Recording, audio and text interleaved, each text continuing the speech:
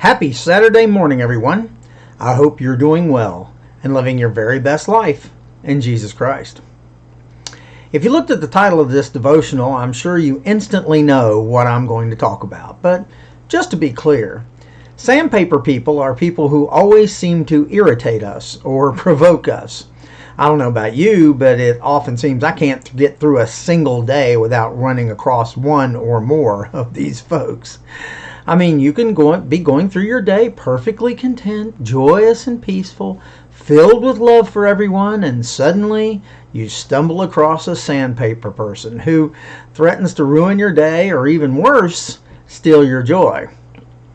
I have been known to say in a rather tongue-in-cheek manner that being a Christian would be a piece of cake without other people.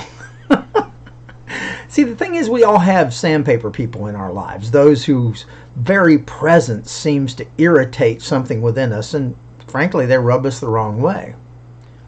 By the way, did you ever notice that the very words rub us the wrong way or going against the grain are referring to woodworking? One of the purposes of sandpaper is to remove impurities from the exterior of a piece of wood so that it can be painted or sanded. The sandpapering process is difficult if you've ever done it, especially sometimes even painful, yet it's necessary to produce a beautifully finished piece of wood. And so it is with these type of people in our lives. They test us. They force us to evaluate the way we deal with folks, and they go against the grain a bit to remove some of the things that are not Christ-like in our thoughts, our attitudes, and our actions.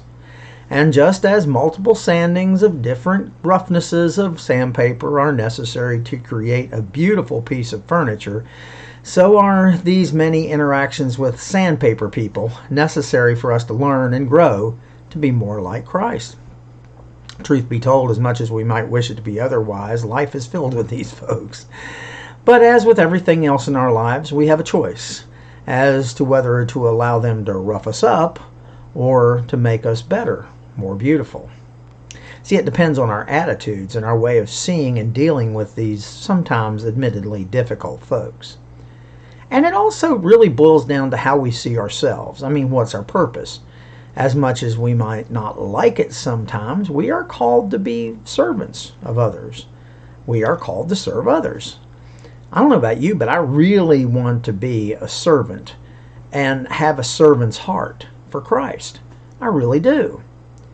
It's just that so often my flesh just goes into overdrive and the servant's heart is left behind in the dust of my pride. The Apostle Paul reminds us in Philippians 2, 1 through 4, "Therefore, if you have any encouragement from being reunited with Christ, if any comfort from his love, if any common sharing in the Spirit, if any tenderness and compassion, then make my joy complete by being like-minded, having the same love, being in one spirit and one mind. Do nothing out of selfish ambition or vain conceit. Rather, in humility, value others above yourselves, not looking to your own interests, but each of you to the interests of the others." I would dare say that it is entirely possible that we might run into a sandpaper person or two today.